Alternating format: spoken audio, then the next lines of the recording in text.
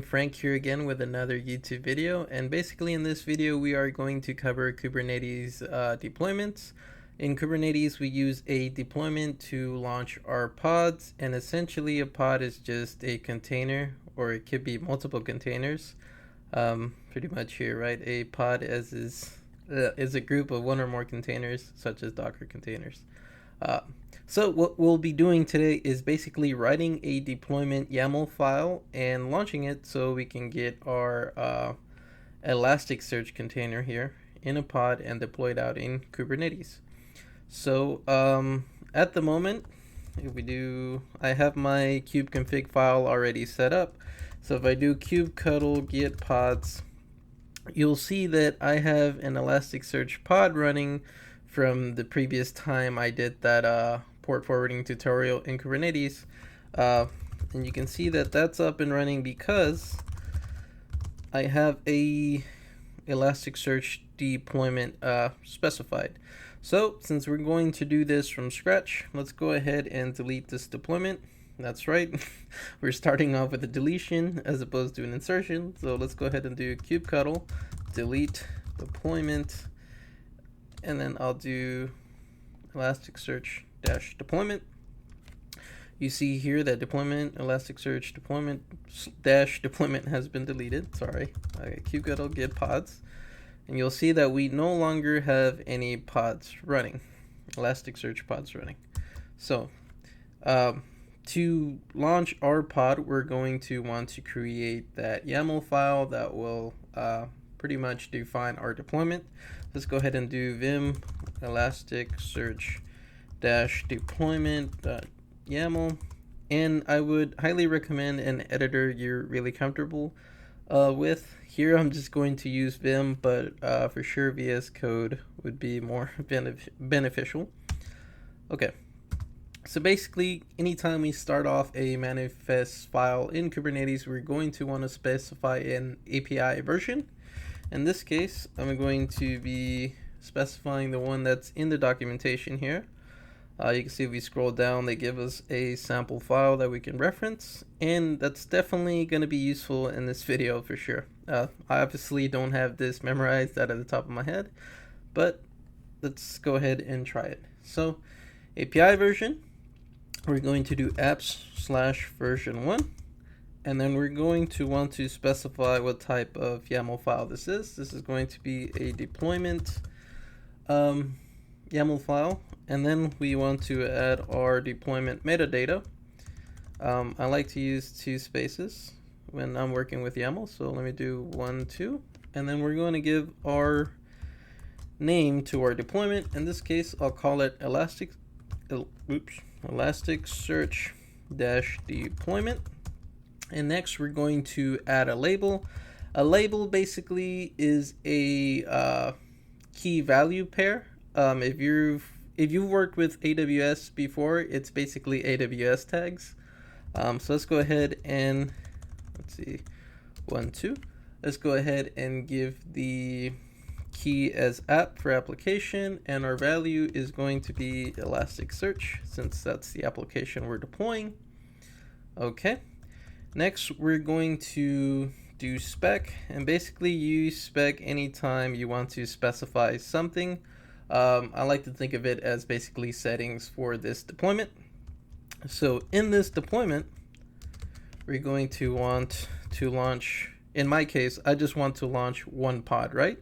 So replicas, I'm going to specify 1. Obviously, if you increase it to 2 or 3, you'll see, 2 or 3 pods running. I'll go ahead and leave it as 1. So now we're going to specify a selector, and a selector basically specifies which pods this deployment is going to manage. And we're going to do space match labels. We want it to match the following labels, and we specified that earlier here. So 1, 2 app Elasticsearch. Okay, now we want to specify the actual template. So we're going to do template. Basically under template is where we're going to be adding our Docker container images that we're going to use, and any settings like ports or environmental values.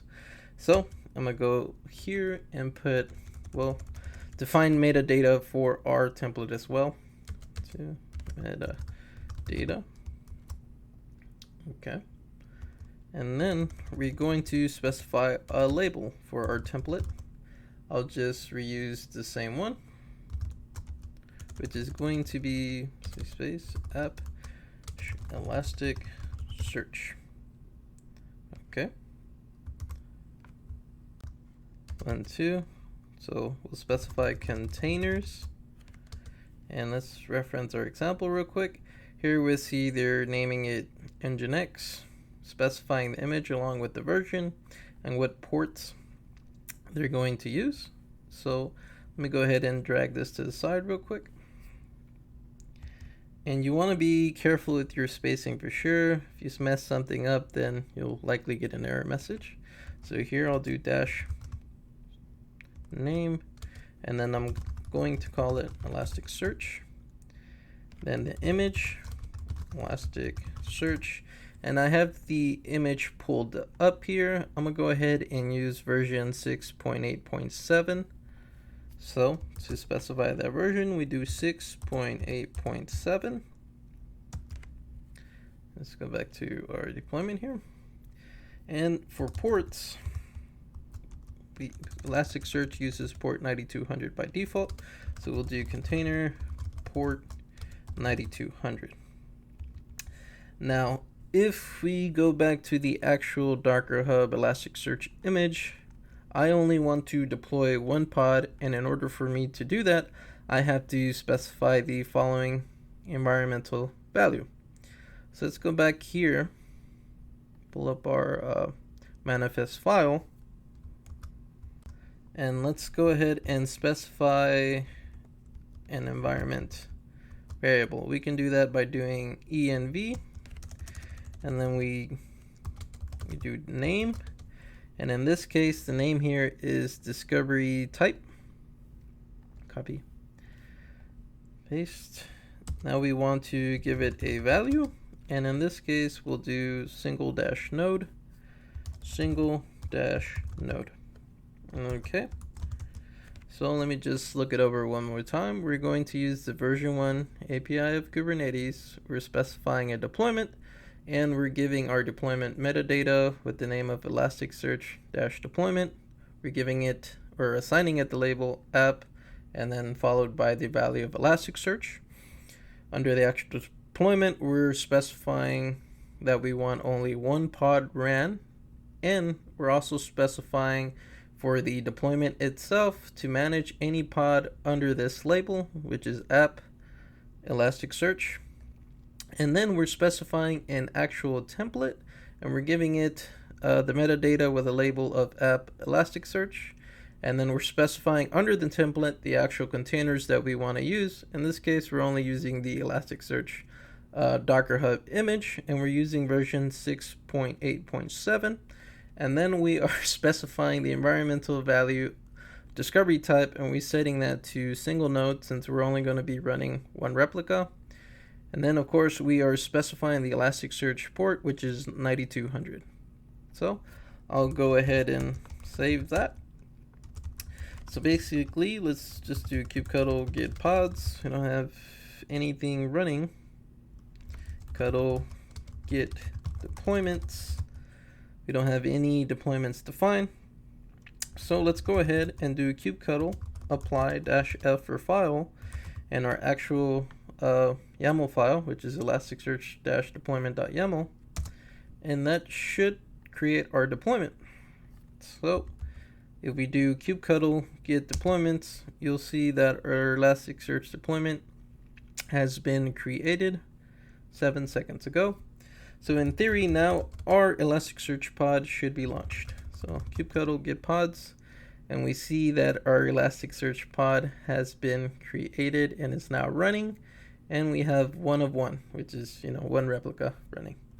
So if you want to access your pod, you can do kubectl exec-it, and then the actual name of the pod, and bash. and we are in the container. So if we want to look at logs for this container, we do kubectl logs-f if you want to follow. We'll see the output of the actual container here. So that's been a quick introduction to Kubernetes deployment. At least I think. I don't know how long the video is actually going to be when I'm done editing. If you're curious on Elasticsearch API calls, be sure to check out that Kubernetes port forwarding video that I did earlier. It has a couple API calls there.